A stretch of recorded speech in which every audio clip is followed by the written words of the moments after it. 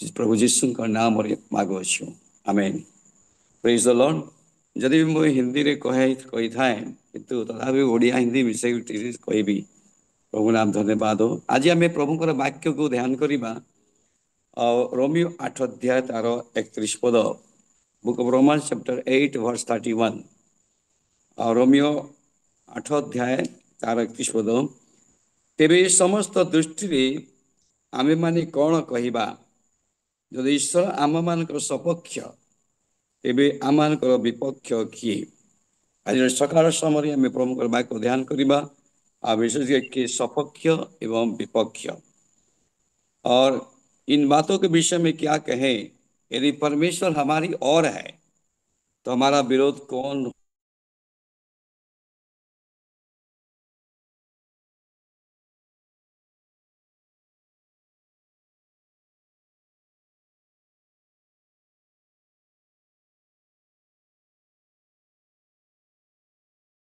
Chapter 8 is crowning chapter आ गोटे मुकुट अध्याय अटे रोमियो 8 अध्याय गोटे मुकुट अध्याय ए क्राउनिंग चैप्टर और आज आम सकाळे शिखिबा ध्यान करवा विशेष करी कि ईश्वर आमानकर सपक्ष जदि ईश्वर आमानकर सपक्ष तेबे आमानकर विपक्ष किए ताने विपक्ष कथा प्रति पाउल कहले रोमियो मंडली को और यहाँ पुंखानुपुंखा भाव एक अध्याय शेष पद तो 39 पद जब पढ़ू से मुझे मुकुट अध्याय आउ मोर यूट्यूब रे पीसीजी फेथ मिनिस्ट्री यही अध्याय को मुझे गोटे 31 पद कहवा मुझे कहीं विषय आज कहूँ मोर जीवन सहित मोर साक्ष्य जीवन सहित रही से अंशटी मुझे नहीं जदि ईश्वर मोर सपक्ष ताले मोर किए विपक्ष यही पदटी विशेष कर देखा आउ प्रीत पाउल कहले भविष्य गोटे अपोजिशन माने विरोध आ विशेष करी गोटे क्रिश्चियन फैमिली नुहे किंतु गोटे राइचियस परिवार गोटे आध्यात्मिक एवं धार्मिक जीवन व्यतीत करुवा व्यक्ति मानक पाई यह रही अछि आउ विशेष करी प्रेत पाउल विशेष करी गोटे परसिक्यूशन किंवा ताड़ना और ताड़ना विषय से आगुरी गोटे कथा कहते न्यू सेंचुरी वर्सन बाइबल लेखा so what should be we say about this if God is with us no one can defeat us new century version रे लेखा हुए और English Bible if God is with us no one can defeat you अर्थात कहीं परास्त कर जब ईश्वर आम सहित रही कहीं परास्त कर अन्य ट्रांसलेशन लिखा हुए so that what do you think with God on our side like this how can we lose और अन्य गोटे तर्जमा द मेसेज गोटे तर्जमा लिखा हुए कि आम कौन भावु with God on our side ईश्वर आम साइड आम सपक्ष हाउ कैन वी लूज आम कि माने हरई पारिबा पुणी who shall be against us what who shall be against किया मान का विरुद्ध रे एबो ए कथा को मुझे संक्षिप्त रे जीवा को चाहूची जे जेते बेले नीरो शासक द्वारा आउ ताड़ना आरंभ हैला और से समय 1854 रे एवं जे ताड़ना आरंभ होईची से समय कथा आउ प्रेत पाउल विशेष करी स्थान रे उल्लेख कले तार 8 अध्याय तार 29 30 31 पद को यदि आम 31 पद रु ताले 39 पद तक पढ़िबा जदि प्रेत पाउल अपना जीवन गोटे कथा कहले 35 पद रे और 35 रे हेलो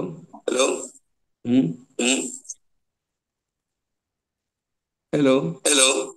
हाँ कौन तुम हाँ कौन तुम? 35 ପଦ ଲେଖା 35 ହୁଏ ପଦ ଲେଖା। ଖ୍ରୀଷ୍ଟଙ୍କ ପ୍ରେମରୁ କିଏ ଆମମାନଙ୍କୁ ବିଚ୍ଛିନ୍ନ କରିବ?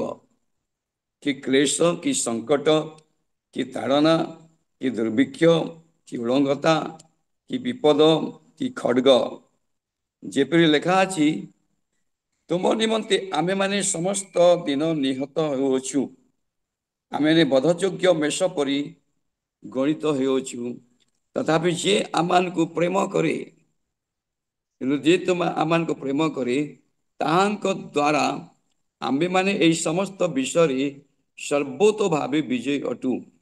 କାରଣ ମୃତ୍ୟୁ କି ଜୀବନ, ଦୂତ କି କର୍ତ୍ତାପଣ, ବର୍ତ୍ତମାନ କି ଭବିଷ୍ୟତ କି ପରାକ୍ରମ, ଉଚ୍ଚସ୍ଥ ବିଷୟ କି ନିଶ୍ଚସ୍ଥ ବିଷୟ କି ଅନ୍ୟ କୌଣସି ସୃଷ୍ଟ ବସ୍ତୁ ଆମମାନଙ୍କର ପ୍ରଭୁ ଖ୍ରୀଷ୍ଟ ଯୀଶୁଙ୍କ ଦ୍ୱାରା ପ୍ରକାଶିତ ଈଶ୍ୱରଙ୍କର ପ୍ରେମରୁ ଯିଏ ଆମମାନଙ୍କୁ ବିଚ୍ଛିନ୍ନ କରିପାରିବ ନାହିଁ, ଏହା ମୁଁ ନିଶ୍ଚୟ ଜାଣେ।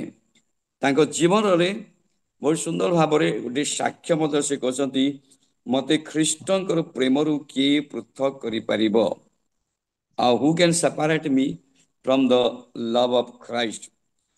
ଦ୍ୱିତୀୟ ତିମୋଥୀ 3 ଅଧ୍ୟାୟ ତାର 12 ପଦ, ଆଉ ଦ୍ୱିତୀୟ ତିମୋଥୀ 3 ଅଧ୍ୟାୟ ଆଉ ତା 12 ପଦରେ, ଦ୍ୱିତୀୟ ତିମୋଥୀ 3 ଅଧ୍ୟାୟ ତାର 12 ପଦ, 3 ଅଧ୍ୟାୟ ତାର 12 ପଦ, ପ୍ରକୃତରେ ପ୍ରକୃତିରେ ଯେଉଁମାନେ ଖ୍ରୀଷ୍ଟ ଯୀଶୁଙ୍କ ସହଭାଗିତାରେ ଧର୍ମ ଜୀବନ ଯାପନ କରିବାକୁ ଇଚ୍ଛା କରନ୍ତି, ସେମାନେ ତାଳନା ଭୋଗ କରିବେ। ଯେଉଁମାନେ ଖ୍ରୀଷ୍ଟ ଯୀଶୁଙ୍କ ସହଭାଗିତାରେ ଧର୍ମ ଜୀବନ ଯାପନ କରିବାକୁ ଇଚ୍ଛା କରନ୍ତି, ସେମାନେ ତାଳନା ଭୋଗ କରିବେ। ସେମାନେ ତାଳନା ଭୋଗ କରିବେ। ଏଇ କଥା ପ୍ରଥମ ପିତର ମଧ୍ୟ ଉଲ୍ଲେଖ ରହିଛି ଖ୍ରୀଷ୍ଟଙ୍କ ସକାଶେ।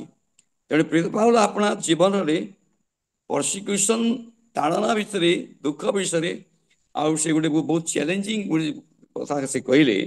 ଆଉ ଯୋଉଟା ଆମେ ରୋମିଓ 8 ଅଧ୍ୟାୟରେ ଦେଖୁ, ଆଉ 29-30 ପଦ ମଧ୍ୟରେ ଦେଖୁ।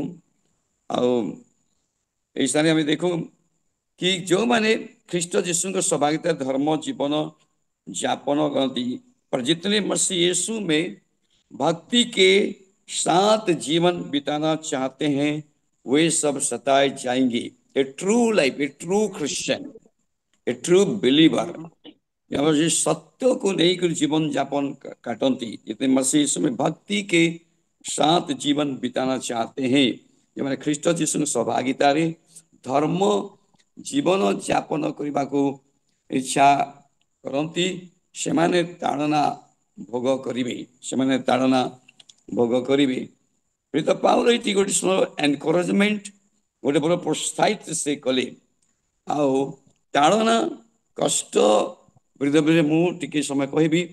ସେବା, ପ୍ରକୃତ ସେବା, ପ୍ରକୃତ ବାକ୍ୟ ଅନୁସାରେ ଜୀବନ ଯାପନ କରିବା, ସେବା କରିବା ଭାରି ମାନେ କଷ୍ଟକର ବିଷୟ। ପ୍ରକାଶ ବାକ୍ୟରେ ଲେଖା ହୁଏ, ବାକ୍ୟର ସାକ୍ଷ୍ୟ ସକାଶେ ସେମାନେ ବଧ ହେଲେ।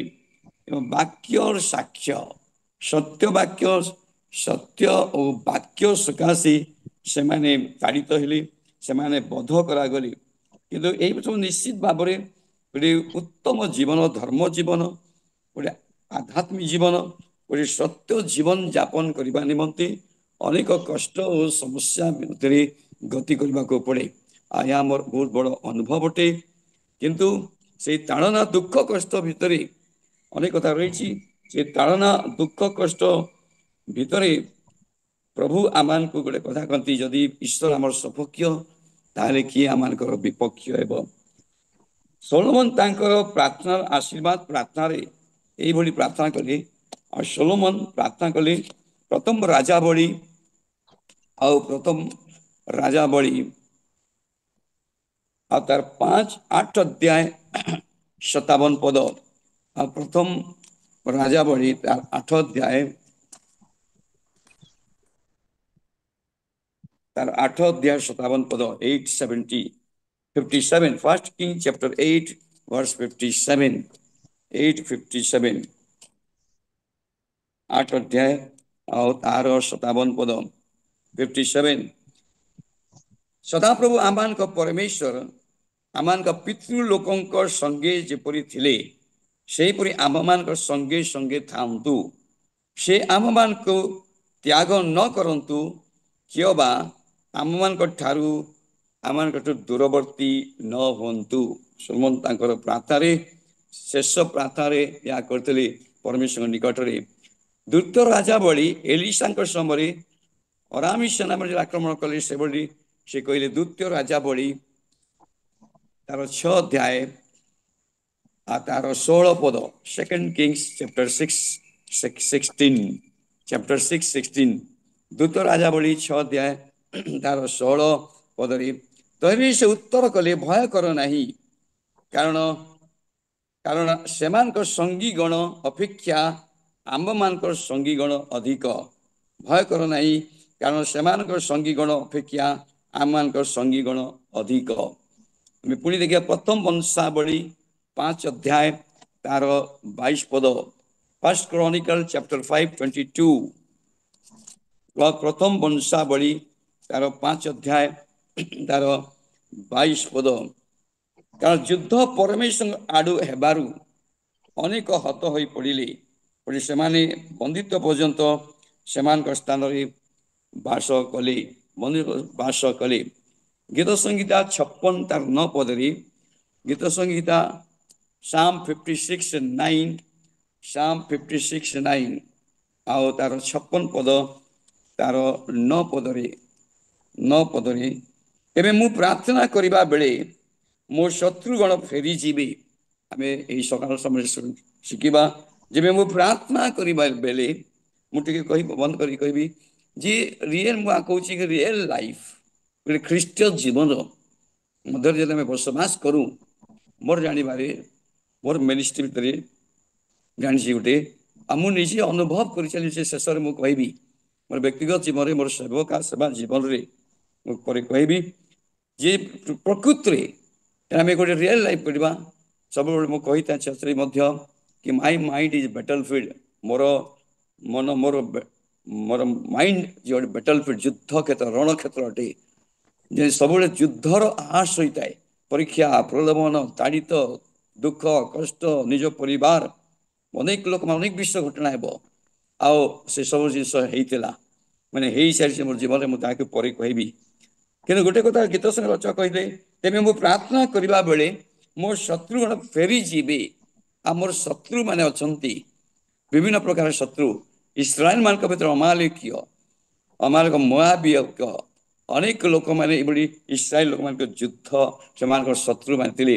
ନୂତନ ନିୟମରେ ମଧ୍ୟ ଯୁଦ୍ଧ ମାନେ ଶତ୍ରୁମାନଙ୍କ କଥା ରହିଛି। ଏଫେସୀୟ 6 ଅଧ୍ୟାୟ 10 ପଦରୁ ତାର 18 ପଦ ପର୍ଯ୍ୟନ୍ତ ଯଦି ଦେଖିବା, ସେ ଗୋଟେ ସବଜେକ୍ଟ ଅଟେ, ସ୍ପିରିଚୁଆଲ ୱାରଫେୟାର, ମାନେ ଆତ୍ମିକ ଯୁଦ୍ଧ ଗୋଟେ ସବଜେକ୍ଟ। ଆମର ୟୁଟ୍ୟୁବରେ ମୁଁ ଏହାକୁ ଡିଟେଲ ପୁରା ସମ୍ପୂର୍ଣ୍ଣ ଅସ୍ତ୍ର ଶସ୍ତ୍ର ବିଷୟରେ ଉଲ୍ଲେଖ କରିଛି। ଏବଂ ତୁମମାନଙ୍କର ଯୁଦ୍ଧ ପ୍ରଭୁ ଓ ପ୍ରଭୁଙ୍କର ଶକ୍ତି ପରାକ୍ରମ, ତୁମେ ବଳବାନ ହୁଅ। ତୁମମାନଙ୍କର ଯୁଦ୍ଧ ମର୍ତ୍ତ୍ୟ ବିରୁଦ୍ଧରେ ନୁହେଁ, ଆକାଶ ସେନା ଦୁଷ୍ଟାତ୍ମକ ବିରୁଦ୍ଧରେ। ତେଣୁ ଆମେ ନିଶ୍ଚିତ ଭାବରେ ଗୋଟେ ବିଜୟୀ ଜୀବନ କାଟିବା ନିମନ୍ତେ ଅଳ୍ପ ସମୟ କହିବି କି ମଣ୍ଡଳୀ, ବର୍ତ୍ତମାନ ସ୍ଥାନୀୟ ମଣ୍ଡଳୀ ଗୋଟେ ମିଲିଟେଣ୍ଟ ଚର୍ଚ୍ଚ ବୋଲି କହନ୍ତି, ସ୍ଥାନୀୟ ଯୁଦ୍ଧରତ ମଣ୍ଡଳୀ। এই ଯୁଦ୍ଧରତ ମଣ୍ଡଳୀରୁ ଯେମାନେ ଯୁଦ୍ଧ କରି ବିଜୟୀ ହେଇଯିବେ, ସେମାନେ ଟ୍ରାଇମ୍ଫେଣ୍ଟ ଚର୍ଚ୍ଚ, ୟୁନିଭର୍ସାଲ ଚର୍ଚ୍ଚ, ଯୋଉଟାକୁ କହୁଛି ଅଦୃଶ୍ୟ ମଣ୍ଡଳୀ, ଯୋଉ ପବିତ୍ର ଆତ୍ମା ସ୍ଥାପନ କରନ୍ତି, ତାକୁ ଟ୍ରାଇମ୍ଫେଣ୍ଟ ଚର୍ଚ୍ଚ, ଏ ଯୋଉ ବିଜୟୀ ମଣ୍ଡଳୀ। ତେଣୁ ଖ୍ରୀଷ୍ଟିଆନ ବୋଲି ଶବ୍ଦ ନାହିଁ, କିନ୍ତୁ ଗୋଟେ କଥା ପ୍ରକାଶ ବାକ୍ୟରେ ଲେଖା ହୁଏ, କୋଉମାନେ ଯିବେ? ଯିଏ ଜୟ କରିବେ। 7ଟି ମଣ୍ଡଳୀରେ ଲେଖା ହୁଏ, ଯିଏ ଜୟ କରେ, ଯିଏ ଜୟ କରେ, ଯିଏ ଜୟ କରେ। ଆଉ ସମୟ ସେସବୁ ନାହିଁ କହିବା ପାଇଁ, ଜଷ୍ଟ ଗୋଟେ ହାଇଲାଇଟ ଦେଲି। ତେଣୁ ଶତ୍ରୁ ମାନଙ୍କ ପାଖରେ ରହିଛି, କିନ୍ତୁ ବହୁତ ବଡ଼ ପ୍ରଶ୍ନ ଟିକେ, ମୁଁ ଈଶ୍ୱରଙ୍କର ମୋର ଆଡେ କେମିତି କରିବି? ଈଶ୍ୱର ମତେ ଛାଡି ନ ଦଉ, ପ୍ରଭୁଠାରେ ରହିବା ଜୀବନ ଯାପନ, ଏଟା ଲମ୍ବା ସବଜେକ୍ଟ ଅଟେ। ତେଣୁ ଏହି ସମୟରେ ସବୁ ବ୍ୟାଖ୍ୟା କରିପାରିବେ ନାହିଁ। If the Garh is with ମି, ୱିଥ ଅସ୍, ଯଦି ପରମେଶ୍ୱର ମୋ ସହିତ ରହିଛି, ମୋର ଜୀବନ ପରେ ପରମେଶ୍ୱର ମତେ ଛାଡି ନ ଦଉ, ଈଶ୍ୱର ତ୍ୟାଗ ମତେ ନ କରିଦଉ।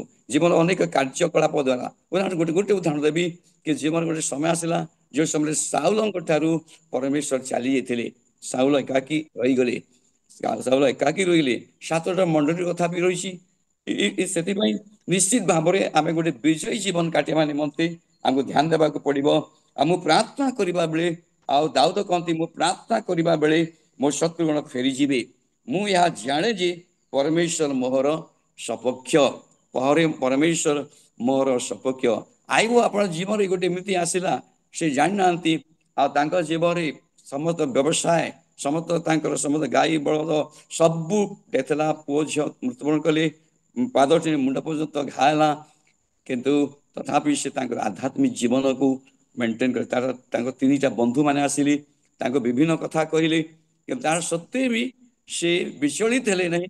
और ଯଦ୍ୱାରା ସେ ଗୋଟେ କନଫିଡେଣ୍ଟଲି ଦୃଢ଼ ଭାବରେ ଦୃଢ଼ ରୀତି ସେ उन्होंने कहा ମୁଁ ମାଂସ ବିହୀନ ହେଲେ ମଧ୍ୟ ଆଇବ 19 ଅଧ୍ୟାୟ ତାର 25 ପଦ ଲେଖା ହୁଏ ମୁଁ ମାଂସ ବିହୀନ ହେଲେ ମଧ୍ୟ ମୋର ତ୍ରାଣକର୍ତ୍ତା ଯେତେବେଳେ ପୃଥିବୀରେ ଆସିବେ ମୁଁ ତାଙ୍କୁ ଦେଖିବି। High maintenance okay. ତେଣୁ ଶତ୍ରୁ ମାନେ ସବୁବେଳେ ଆମ ପଛରେ ଆମର ଆଧ୍ୟାତ୍ମିକ ଜୀବନକୁ ପତନ କରିବା ନିମନ୍ତେ ପରୀକ୍ଷା ପ୍ରଲୋଭିତ ବହୁତ ବିଷୟ ଆଣିବ। ଆମ ନିଜ ଲୋକମାନେ ପର ହେଇଯିବେ, ବାହାର ସମସ୍ୟା ସାରା କଥା ଆସିଯିବ। କିନ୍ତୁ ଦାଉଦ ବି ସେଭଳି ଅନୁଭବ କଲେ ମୁଁ ପ୍ରାର୍ଥନା କରିବା ବେଳେ ମୋ ଶତ୍ରୁ କଣ ଫେରିଯିବେ। ମୁଁ ଏହା ଜାଣେ ଯେ ପରମେଶ୍ୱର ମୋହର ସପକ୍ଷ ଅଟନ୍ତି। और ताई मैं परवर्ती समय मोर जीवन टी कथा कहबी। आ गीत संहिता हिंदी लिखा हुआ तब जिस समय मैं पुकारूंगा उसी समय मेरे शत्रु उल्टे फिरेंगे, या मैं जानता हूं आई नो वेरी वेल कि परमेश्वर मेरी ओर है, परमेश्वर मेरी ओर है। मत कथा को जाना पड़ो ईश्वर मोर सहित अच्छा। गीत संहिता 118 तार 6 पद साम 118:6 गीत संहिता 118 और तार 6 पद 118 का 6 पद सदाप्रभु मोहर सपक्ष सदाप्रभु मोहर सपक्ष मु भय करी नहीं। मनुष्य मोहर कौन करें ताने मनुष्य मोर विरुद्ध मनुष्य मोहर कौन करे सदाप्रभु मोहर सपक्ष मु भय करी नहीं। यहोवा मेरी और है मैं ना डरूंगा, मैं ना डरूंगा। मनुष्य मेरा क्या कर सकता है, मनुष्य मेरा क्या कर सकता है। तेणु ये कथा हम देखु जिसाय 8 अध्याय तार 10 पद जिसाय 8 आइजा चैप्टर 8 वर्स 10 और जिसाय 8 अध्याय आउ तार 10 पद आहरी दुष्ट माने कबर प्राप्त हुई परलोक उपस्थित हेले पुणे यथार्थ कर्मकारी माने पवित्र स्थान को गले और नगर विस्कृत हेले यह असार देखिली। लेखा परलोक उपस्थित हेले पुणे यथार्थ कर्मकारी माने पवित्र स्थान गले क्योंकि तुम युक्ति करो तो करो परंतु वह आउ टे हिंदी टे अलग रही और तुम युक्ति करो तो करो परंतु वह निष्फल हो जाएगी। और हिंदी खूब सुंदर लिखा है दुष्ट माने क्षमा करेंगे मु भूल पढ़ीदेली क्षमा करेंगे 8 अध्याय जिसाय 8 अध्याय आउ तार 10 पद थोड़े आउते पढ़ुची 10 पद एकत्र मंत्रणा कर मध्य ताहा निष्फल हेब कथा कह मध्य ताहा स्थिर नहिब जेहेतु परमेश्वर आम सहित अच्छा जेहेतु परमेश्वर आम सहित रही तुम युक्ति करो तो करो परंतु वह निष्फल हो जाएगी। मैं तुम जिते भी प्लान पर प्लान कर विनष्ट करने निमंते दानियल बहुत प्लान करागला किंतु किसी क्षति है आउ गर्त क्षुदित सिंह गर्त पकई दिगला योजना कले बहुत किसी कि बाइबल लेखा हुई से प्रार्थना नीति अनुसार से प्रार्थना कले प्रार्थना कर चलिए दानियल पुस्तक प्रार्थना कर चलते सतर्क मिश्र योजना करागला किंतु निआरे पकई दिगला किंतु सफल है नहीं। तेणु जिसा भविष्यवक्ता कहती तुम युक्ति करो तो करो परंतु वह निष्फल हो जाएगी। एकत्र मंत्रणा कर प्लान कर योजना कर मो विरुद्ध रे मात्र ता निष्फल हेब कथा कह स्थिर नहिब ता स्थिर रही परमेश्वर आम सहित रही कॉन्फिडेंटली परमेश्वर आम सहित रही। जिसाय 41 अध्याय तार 10 पद जिसाय 41 अध्याय आउ तार 10 पद 41:10 41 अध्याय तार 10 पद तुम्हें भय कर नहीं कारण आम्भे तुम संगरे अच्छु। मु अनेक समय वाक्य पढ़ी सभा भितर अनेक विषय मत प्रभु कहती आ बहुत समय रात्रि मध्यरात्रि उठिक मोर दुख कष्ट भितर मुझे अनेक समय बाइबल को पढ़े आ मत प्रभु वाक्य द्वारा मत प्रोत्साहित करती ଲେଖା ବି ତୁମେ ମାନେ ଆଉ ତୁମେ ତାର 41-10 ପଦ ଲେଖା ବି ତୁମେ ଭୟ କର ନାହିଁ, କାରଣ ଆମ୍ଭେ ତୁମର ସଙ୍ଗରେ ଅଛୁ। ପ୍ରେଜ୍ ଦ ଲର୍ଡ। ନିରାଶ ହୁଅ ନାହିଁ, କାରଣ ଆମ୍ଭେ ତୁମର ପରମେଶ୍ୱର। ଆମ୍ଭେ ତୁମକୁ ସବଳ କରିବା। ହଁ, ଆମ୍ଭେ ତୁମର ସାହାଯ୍ୟ କରିବା। ହଁ, ଆମ୍ଭେ ଆପଣା ଧର୍ମ ସ୍ୱରୂପ ଦକ୍ଷିଣ ହସ୍ତରେ ତୁମ୍ବକୁ ଧରି ରଖିବା। ହାଲେଲୁୟା। ଓ ସୁନ୍ଦର ସକାଳରେ ଆମେ ସୁନ୍ଦର ବାକ୍ୟ ଦେଖୁଛୁ कि प्रकार प्रभु करो तो मत डर, क्योंकि मैं तेरा संग हूं। इधर उधर मत ताक, इधर उधर मत ताक, क्योंकि मैं तेरा परमेश्वर हूं। मैं तुझे दृढ़ करूंगा और तेरी सहायता करूंगा। मैं तुझे दृढ़ करूंगा और तेरी सहायता करूंगा, और अपने धर्म में दाहिने हाथ से मैं तुझे संभाले रहूंगा। बोले ट्रू क्रिश्चियन विश्वासी यदि जीवन यदि କାହାରି ଜୀବନରେ ପରି ଦୁଃଖ, ତାଡ଼ନା, କଷ୍ଟ, ଫାଇନାନ୍ସିଆଲ ପ୍ରୋବ୍ଲେମ, এই ସମସ୍ତ ବାକ୍ୟ ଦ୍ୱାରା କେବଳ ଆମକୁ ଧ୍ୟାନ ଦେବାକୁ ପଡ଼ିବ। ମୋର ଜୀବନ ଦ୍ୱାରା ଏମିତି ମୋ ଜୀବନ ନ କାଟେ, ମୋର ଆତ୍ମିକ ଜୀବନରେ, ନୈତିକ, ପରିବାରିକ, ଆତ୍ମିକ ଜୀବନରେ ସବୁ ପବିତ୍ର ଜୀବନ କାଟିବି ଯଦି ପ୍ରଭୁ ମୋ ସହିତ ଯଦି ଅଛନ୍ତି, ତାହେଲେ ଛାଡ଼ି ନାହାନ୍ତି।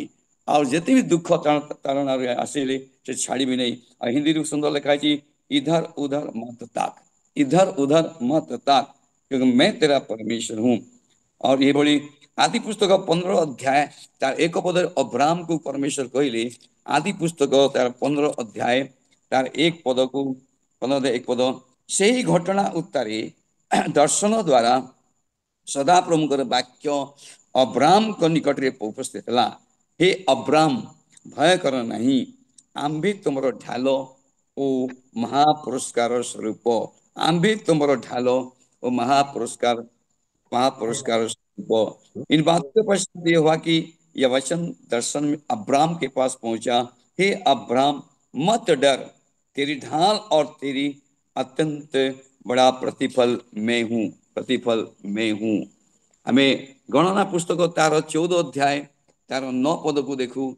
गणना पुस्तक 9 तार 14 अध्याय और तार 9 पद 14 the book of number chapter 14:9 और 14 तार 9 पद। केवल तुम्हें माने सदा प्रभुଙ୍କର ବିଦ୍ରୋହୀ ହୁଅ ନାହିଁ, କେବା ସେ ଦେଶର ଲୋକମାନଙ୍କୁ ଭୟ କର ନାହିଁ। ଆଉ 365 ଥର ବାଇବଲରେ ଭୟ କର ନାହିଁ, do not fear, do not fear. ଆଉ ଏଠାରେ ବି କହୁଛନ୍ତି ତୁମେମାନେ ଆଉ ଏଇ ସ୍ଥାନରେ କେବଳ ତୁମେ ମାନେ ସଦାପ୍ରଭୁଙ୍କର ବିଦ୍ରୋହୀ ହୁଅ ନାହିଁ, ବିଦ୍ରୋହୀ ହୁଅ ନାହିଁ। କିଆ ବା ସେ ଦେଶର ଲୋକମାନଙ୍କୁ ଭୟ କର ନାହିଁ, କାରଣ ସେମାନେ ଆମମାନଙ୍କର ଭକ୍ଷ୍ୟ ସ୍ୱରୂପ। କାରଣ ସେମାନଙ୍କ ଆଶ୍ରୟ ସେମାନଙ୍କ ଉପରୁ ଘୁଞ୍ଚା ଗଲାଣି। ପୁଣି ସଦାପ୍ରଭୁ ଆମମାନଙ୍କ ସଙ୍ଗରେ ଅଛନ୍ତି, सदाप्रभु आम संगरे अचंती, सेमानकु भय कर नहीं। केवल इतना करो कि तुम यहोवा के विरुद्ध बलवा ना करो और ना उस देश के लोगों से डरो, क्योंकि वे हमारी क्योंकि वे हमारी रीति ठहरेंगे। छाया उनके ऊपर से हट गई है, छाया उनके ऊपर से हट गई है। ओडिया लेखा सेमान आश्रय सेमान को ऊपर घुंची गलानी, कि हिंदी रे लिखा हुए छाया, शेडो, छाया उनके ऊपर से हट गई। कभी कभी कहूँ तार घर तार बापा चली गला पर, माँ चली गला पर, कभी कभी कहते तार ऊपर जो छाया थिला से छाया हटी गला, छाया उनके ऊपर से हट गई है। और यहोवा हमारे संग है और उनसे ना डरो, उनसे ना डरो। जिसाया 54 अध्याय तार 17 पद, बुक ऑफ आइजिया चैप्टर 14:17 ଆଉ जिसाया तार 54:54 ଆଉ ତାର 17 ପଦ, ତାର 17 ପଦ 17। ଦେଖ, ଯେଉଁ ଲୋହକାର ଯେଉଁ ଲୋହକାର କୋଇଲାକୁ ଅଗ୍ନି ଦେଇ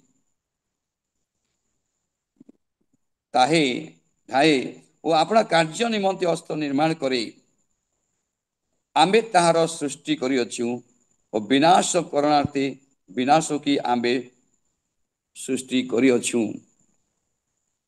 जिसने हथियार तेरी धनी हानि के लिए बनाए जाए।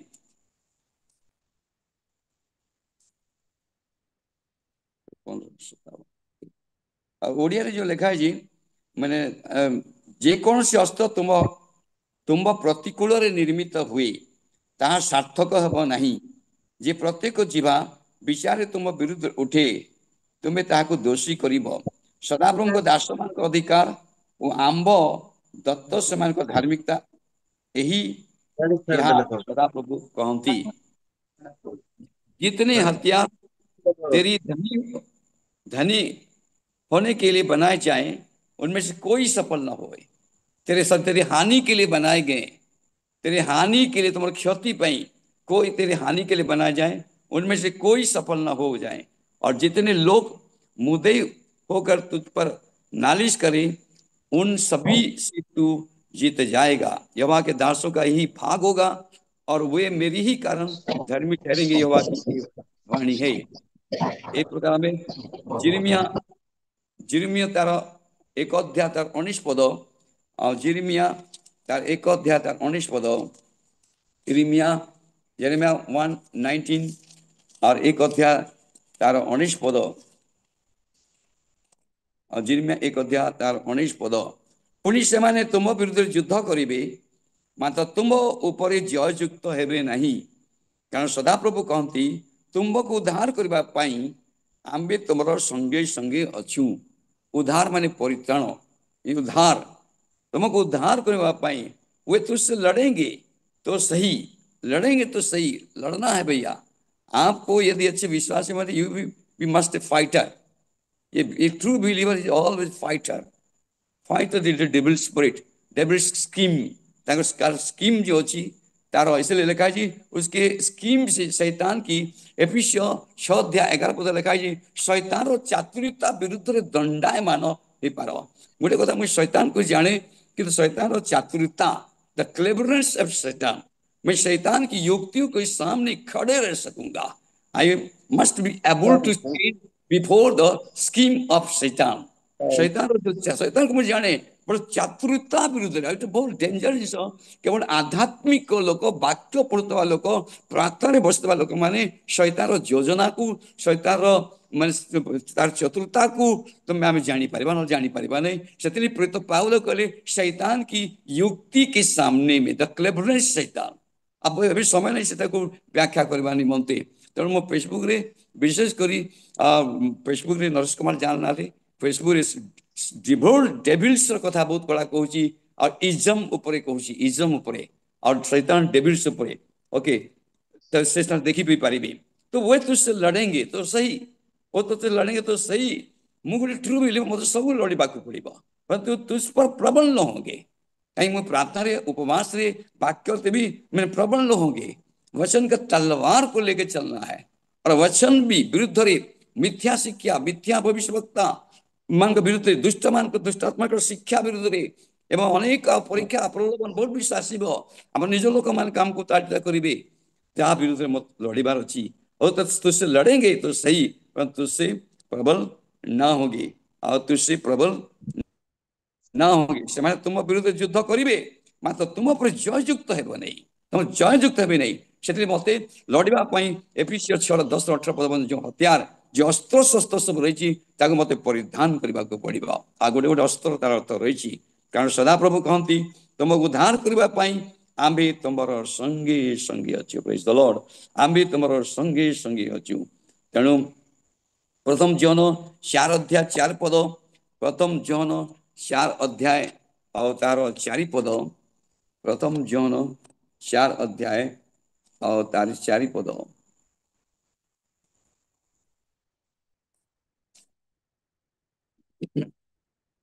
प्रथम जन 4 हे वस्त्र गण तुम्भे हम्म, माने ईश्वरଙ୍କ ଠାରୁ ଜାତ ଆଉ ତୁମେ ମାନେ ସେମାନଙ୍କୁ ଜୟ କରିଅଛ କାରଣ ତୁମ୍ଭ ମାନଙ୍କ ଠାରେ ଯିଏ ଅଛନ୍ତି ସେ ଜଗତରେ ଯେ ଅଛି ତାହା ଠାରୁ ମହାନ।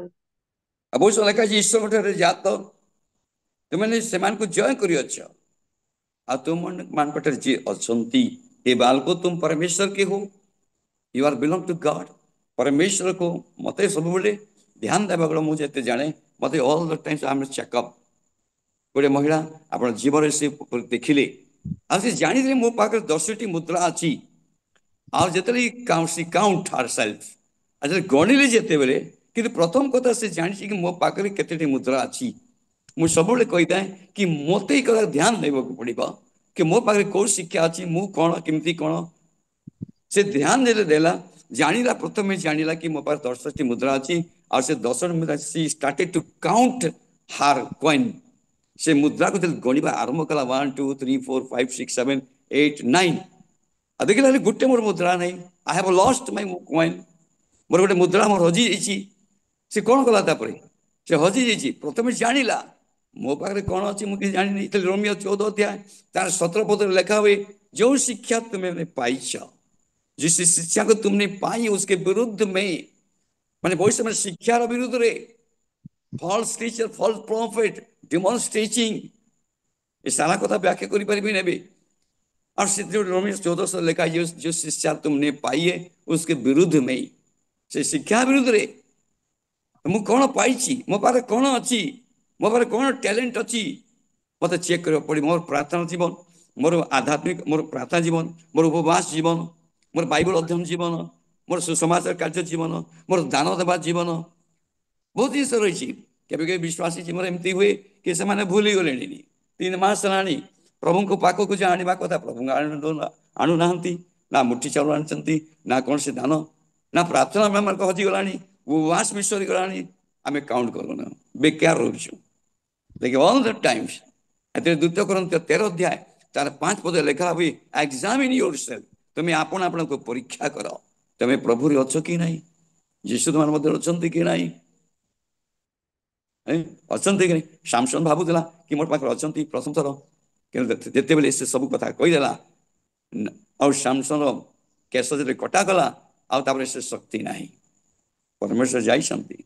साउल को जीवन देखा, गोटे व्यक्ति आसिक धमक चमक दौला कि साउल राजा और लोक मैंने कहीं लड़ाई जावाई प्रस्तुत नथिले। कहीं परमेश्वर साउल राजा को छाड़ी देइछंती।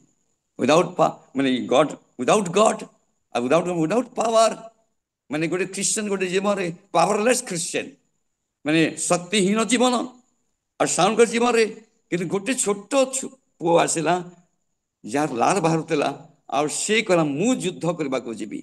वाय मु युद्ध कर जीवी कहीं कहीं the spirit of the Lord was with him. ईश्वर आत्मा तांको भीतर अधिष्ठान करूला, पास करूला। और से शत्रु को कहला, वेरी चैलेंजिंग कहला, I am coming in the name of the Lord. मु सदा प्रभु का नाम रास्ते तो संभाल। गोटे without weapons of earth weapon, जगत राजा जो अस्त्र शस्त्र था ताकू से नहीं दी, कि प्रभु को नाम रे, कि प्रभु को आत्मा, प्रभु का आत्मा जब थी, प्रभु को उपस्थिति थी, प्रभु वाक्य थी, जदि मो पाखे वाक्य ना, मोर जीवन में वाक्य नहीं, मोर गोटे मेन्टेनेंस करुच्ची। मुझे सकाल उठी कर breakfast lunch dinner, breakfast lunch dinner, किंतु केते दिन लाणी मु वाक्य पढ़ु नहीं। तुम वाक्य मोर हृदय संचय कर तुम विरुद्ध में पाप न करे। मुझे 10 दिन मैरेज गली, 10 दिन व्यस्त रही, मो भोजी भात सब मैरेज बिजी रही गली, 10 डेज गला कि वाक्य पढ़ी नहीं। जबकि मोर जीवन में प्रथम पितर 2 अध्याय लिखा, नवजात शिशु परी आत्मिक दुग्ध पान करने लालसा कर। गीत संगीता 119 लिखा हुई, तुम वाक्य को मोर हृदय संचय कर तुम विरुद्ध पाप न करे। कुलस्य 3 अध्याय 16-17 पद लिखा हुई, तेरे वचन को मैं अधिक चाहिए से रखने दिया, मेरे हृदय में रख बसा हूँ। तुम वाक्य को मोर हृदय में संचय कर, और वाक्य को मु प्रतिदिन मु खाऊ नहीं, मोर आध्यात्मिक जीवन केमती दुर्बल हम कि नहीं। निश्चित भाव में मु दिन न खाइले कौन केमती हुए। और बहुत सुंदर कथा लिखा हुए, आम से कथा देखिलु, ये बालको तुम परमेश्वर को हो, तुमने उन पर जय पाई है, तो जो तुम में है और जो तुम में है, और जो तुम में है, क्योंकि जो तुम्हें वह उससे जो संसार में बड़ा है और से सब बड़ अटंती। तेणु प्रभु आम को साहाय्य करतु। या सहित समस्या, परीक्षा, कष्ट, दुख बहुत आसब। मोर सेवा भितर मु विश्वास सेवा करने टे समय कहीदिए। जाटरा जिलार बजार नगर चर्च नाम से पेंटिकॉस्टल चर्च ऑफ गॉड। मु 1984 मु नामधारी गोटे क्रिश्चियन थी। पर्वपर्वाणी समय व्यतीत करुली, कि वास्तविक जिनस जीवन जीशु किंबा जीशुर परित्राण बाइबल मो जीवन नाला। 1984 मसीहा 1984 23 जुलाई मु कटक जाइली। से गोटे बाइबल क्लास होता, मत से कौन आग्रह नाला। ମୁଁ ପଢ଼ା ସରିଲା ପରେ ମୋର ଗ୍ରାଜୁଏସନ୍ କମ୍ପ୍ଲିଟ୍ କଲା ପରେ ମୁଁ MA କରିଥିଲି। ମୁଁ କାମ ବି କରିଥିଲି ମାଇନ୍ସରେ। ଗୋଟେ ମୋର କୋଇଲା ବିଜନେସ୍ ବି ଥିଲା, କିନ୍ତୁ ମୋର ଜୀବନରେ ଶାନ୍ତି ନଥିଲା। ଆଉ 1984 ମୁଁ ଯେତେବେଳେ ସେଠି ଯାଇଥିଲି, ସେଠି ଭଉଣୀ ଗୋଟେ ପଚାରିଲେ, do you peace in your life? ଆପଣଙ୍କ ଜୀବନରେ ଶାନ୍ତି ଅଛି? ମୁଁ କହିଲି ନାହିଁ। ଜହନ 14:27 ମୋତେ କହିଲେ, ସେ ଯୀଶୁଙ୍କ ବାବଦରେ କହିଲେ। ମୋର ଜୀବନରେ ଗୋଟେ ପ୍ରଥମ ଥର ଆଣ୍ଠୁ ମୁଁ ପ୍ରାର୍ଥନା କଲି। ସମୟ କମ ଅଛି ସେଥିପାଇଁ ଅଳ୍ପ ଭାବରେ କହୁଛି। ମୁଁ ଯୀଶୁଙ୍କୁ ବିଶ୍ୱାସ କରି ଗ୍ରହଣ କଲି। ମୁଁ ଅନୁଭବ କଲି ମୋ ପାଖରେ କିଏ ଗୋଟେ ଅଛନ୍ତି, ଏବଂ ମୋର ଜୀବନ ସତରେ ସେଦିନ ପରିବର୍ତ୍ତନ ହେଇଗଲା। ମୋର ପ୍ରକୃତ ଅଭ୍ୟାସ ପୁରା ସବୁ କିଛି ପରିବର୍ତ୍ତନ ହେଇଗଲା। ମୋତେ ପ୍ରଭୁ ନୂତନ ଭାବରେ ଗଢ଼ିଦେଲେ ଏବଂ ମୋତେ ଜୀବନରେ ପ୍ରଭୁ ପରିତ୍ରାଣ ଦେଲେ। 25 ତାରିଖରେ ମୁଁ ପବିତ୍ର ଆତ୍ମାରେ ପରିପୂର୍ଣ୍ଣ ହେଲି। 1984 ସେପ୍ଟେମ୍ବରରେ ମୋତେ ପ୍ରଭୁ ଯୀଶୁ ଡାକରା ଦେଲେ, ଦର୍ଶନ ଦେଲେ। ଆଉ ଦର୍ଶନ ମୋତେ କହିଲେ, ଯା ଲୋକମାନଙ୍କୁ କହୁ ଯୀଶୁ କିଏ। ଆଉ ମୁଁ 1984 ସେପ୍ଟେମ୍ବର ମାସରେ ଯୀଶୁଙ୍କ ସେବା ନିମନ୍ତେ ବାହାରି ପଡ଼ିଲି। ମୋର କାମ, ଜବ୍, ବିଜନେସ୍ ସବୁ ଛାଡ଼ିଦେଲି। ଆଉ ମୁଁ ତାପରେ ବାଇବଲ କଲେଜ ଗଲି ଟ୍ରେନିଂ କରିବା ପାଇଁ ଡେରାଦୁନ। ଆଉ ଡେରାଦୁନ ଟ୍ରେନିଂ କରି ପଡ଼ିକାର ମୋର ବିବାହ ହେଲା। ମୋର 2ଟି ପୁଅ। ଆଉ ମୋ ପାଖରେ ଘର ଦ୍ୱାର କିଛି ନଥିଲା, କେବଳ ଗୋଟେ ବିଶ୍ୱାସ ଥିଲା। ଆକାଶ ପକ୍ଷୀକୁ ଦେଖ ନା ବୁଣନ୍ତି, କାଟନ୍ତି, ସେମାନଙ୍କୁ ତୁମ ଯୋଗାଇ ଦିଆଯାଏ, ତୁମେ ପକ୍ଷୀଠୁ ଶ୍ରେଷ୍ଠ। এই କଥା ମୋତେ କହିଲେ। ମୁଁ ବିଶ୍ୱାସ ସେବାରେ ବାହାରି ପଡ଼ିଲି ଏବଂ କୌଣସିଠାରେ ମୋର ଦରମା ନାହିଁ, କିଛି ନାହିଁ। ଆଉ ବିଶ୍ୱାସ ପର୍ଯ୍ୟନ୍ତ ସେବାରେ ମୁଁ ଆରମ୍ଭ କରି ଆଜି 41 ବର୍ଷ 41 ଇୟର୍ସ ହେଇଗଲାଣି। ଆଉ ମୁଁ ପ୍ରଭୁଙ୍କର ସେବା କରୁଛି ବିଶ୍ୱାସରେ। ଆଉ ସେ ବିଶ୍ୱାସ ସେବା କରି ମୋର ଜୀବନରେ ମୋର ଚର୍ଚ୍ଚରେ ବି ଗୋଟେ ବିଭାଜନ ଜଣେ କରିଦେଲେ। ଗୋଟେ ଯାହାକୁ ମୁଁ ପାଷ୍ଟର ପ୍ରଚାର ଭାଗ ରଖିଥିଲି, ତାଙ୍କ ଦ୍ୱାରା ବିଭାଜନ ହେଇଗଲା। ତାପରେ ବିଭିନ୍ନ ପ୍ରକାର ମୋ ଜୀବନରେ ଏମିତି ଘଟଣା ଆସିଲା। ଅନେକ ଅନେକ ପରିସ୍ଥିତି ଲୋକମାନେ ବିରୁଦ୍ଧରେ ହେଇଗଲେ। ଲୋକମାନେ ବିରୁଦ୍ଧ ହେଲେ। 2023 ଜୁଲାଇ ମାସରେ ମୁଁ ଗୋଟେ ଜାଗାରେ ପ୍ରଚାର କରୁଥିଲି। ଆଉ ଲୋକମାନେ କିଛି ଆସିକି 15ରୁ 20 ଲୋକ ଆସି ମୋତେ ବହୁତ ବାଡ଼େଇଲେ, ବହୁତ ମାରିଲେ ମୋତେ, କିନ୍ତୁ ପ୍ରଭୁ ମୋତେ ରକ୍ଷା କଲେ। ଆଉ ସେଇ ସମୟରେ ମୁଁ ଯେତେବେଳେ ସବୁଆଡ଼ୁ ନିରାଶ ହତାଶ ହେଲି, আর এই বাক্য মতে প্রভু দেলে, ସେଥିପାଇଁ ମୋତେ এই ସ୍ଥାନରେ ମୋତେ କହିବା ନିମନ୍ତେ ପ୍ରଭୁ କହିଲେ। ଆଉ ସଦାପ୍ରଭୁ ମୋତେ ଗୋଟେ କଥା କହିଲେ, ଆଉ ଗୋଟେ କଥା ବାକ୍ୟ ଦ୍ୱାରା କହିଲେ, ତ ମୁଁ ଯଦି ତୋର ବିରୁଦ୍ଧ ଲୋକମାନେ ହୁଅନ୍ତି ମୁଁ ତୋର ସପକ୍ଷରେ। ଯାତ୍ରା ପୁସ୍ତକ 15 ଅଧ୍ୟାୟ ତାର 3 ପଦରେ ଆଉ ମୋତେ ପରମେଶ୍ୱର କହିଲେ, ମୁଁ ଜଲ୍ଦି ଜଲ୍ଦି ପଢ଼ିବାକୁ ଚାହେଁ। ଆଉ ଯାତ୍ରା ପୁସ୍ତକ ଦ ବୁକ୍ ଅଫ୍ ଏକ୍ସୋଡସ୍ ଚାପ୍ଟର 15:3 ଆଉ ମୋର ଜୀବନରୁ ଏଇ ବାକ୍ୟ ଆଣିତ ଅଟେ। ତେଣୁ ମୋତେ ଏଇ ବାକ୍ୟ ଦ୍ୱାରା ମୋତେ ପ୍ରଭୁ ବହୁତ ଉତ୍ସାହିତ କଲେ। ଆଉ ଯାତ୍ରା ପୁସ୍ତକ ତାର 15 ଅଧ୍ୟାୟ ତାର 3 ପଦ, ତାର 3 ପଦ, ସଦାପ୍ରଭୁ ଯୁଦ୍ଧ ବୀର, ସଦାପ୍ରଭୁ ତାହାଙ୍କର ନାମ। The Lord is man of war, the Lord is man of war. ଆଉ ତାପରେ ପୂର୍ବରୁ ଆଉ ତାପରେ ଏବେ ମଧ୍ୟ ଅନେକ ପରୀକ୍ଷା ଅନେକ ବିଷୟରେ ଗତି କରେ। ତେଣୁ ଆମେ ରାତ୍ରି ପ୍ରାର୍ଥନା କରୁ। ଆଉ ଲେଖା ହୁଏ, the Lord is man of war, यहोवा युद्ध योद्धा है, उसका नाम यहोवा है। और से 13-14 ପଦକୁ ଯଦି ଆମେ ଦେଖୁ କି ପ୍ରକାର ସମୟ ବଞ୍ଚି ମାନି ମୋତେ କହିବି 13-14 ପଦରେ ଯଦି ଆମେ ଦେଖୁ, ଆଉ ସେଇ ସ୍ଥାନରେ ତାର 15-14 ଅଧ୍ୟାୟର 13-14 ପଦରେ ଆଉ ପରମେଶ୍ୱର କି ପ୍ରକାର ଲୋକଙ୍କୁ କହିଲେ। ଆଉ 14 ଅଧ୍ୟାୟ ଆଉ 13-14 ପଦରେ ତମ ମୂଷା ଲୋକମାନଙ୍କୁ କହିଲେ, ତୁମେମାନେ ଭୟ କର ନାହିଁ, ସୁସ୍ଥିର ହୁଅ। ତୁମେମାନେ ଭୟ କର ନାହିଁ, ସୁସ୍ଥିର ହୁଅ। ସଦାପ୍ରଭୁ ଆଜି କି ପ୍ରକାରେ ତୁମମାନଙ୍କୁ ଉଦ୍ଧାର କରିବେ ତାହା ଦେଖ। ତୁମେମାନେ ଆଜି ଯେପରି ମିଶ୍ରମାନଙ୍କୁ ଦେଖୁଅଛ, ସେପରି ଅନନ୍ତ କାଳ ଯାଏ ଆଉ କେବେ ଦେଖିବ ନାହିଁ। ପରମେଶ୍ୱର ତୁମମାନଙ୍କ ନିମନ୍ତେ ଯୁଦ୍ଧ କରିବେ। Praise the Lord. The Lord is a man of war. ସେଥିପାଇଁ ଅନେକ ବିଷୟ ମୋର ଜୀବନରେ ହେଲା, କିନ୍ତୁ ଅନେକ ପରୀକ୍ଷା, ଅନେକ ଶତ୍ରୁ ମାନେ, ଅନେକ ଲୋକମାନେ ଛିଡ଼ା ହେଲେ, କିନ୍ତୁ ଏଇ ପଦଟି ମୋତେ ପ୍ରଭୁ କହିଲେ, ତୁ ଶାନ୍ତ ରହ, ତୁ ଶାନ୍ତ ରହ, ଚୁପଚାପ ରହ, କାହିଁକି ପରମେଶ୍ୱର ତୁମମାନଙ୍କ ନିମନ୍ତେ ଯୁଦ୍ଧ କରିବେ ଆଉ ତୁମେ ନୀରବ ରହିବ ନାହିଁ। ଏଇ ପରିପ୍ରେକ୍ଷୀରେ ପ୍ରିୟ ମୋର परिवार बंधुगण, जीवन में बहुत किसी आसब। मैं भी प्रभु मत शिखेली। दाऊद अपने रचन कहले, हिंदी लिखा हुए कि दाऊद जब लोगों ने मेरे विरुद्ध में खड़ा हो गया तो मैं प्रार्थना में लौलीन रहा, मैं प्रार्थना में लौलीन रहा। लोक मैंने मोर विरुद्ध जब ठिया मु प्रार्थना निविष्ट होकर रहीगली। बस मत किसी करार ना, मैं I don't have to do anything against of any man any things. कहाँ मत किसी करवा ना, जस्ट मत प्रार्थना रहीबार अच्छी। कहीं लिखा कि परमेश्वर से युद्धकारी युद्ध वीर अटंती। से आमको कहले चुपचाप रह, ये युद्ध करने तोर दरकार नहीं, ये लोक संगे तो लड़ार दरकार नहीं, जहाँ को जहाँ कर दियो।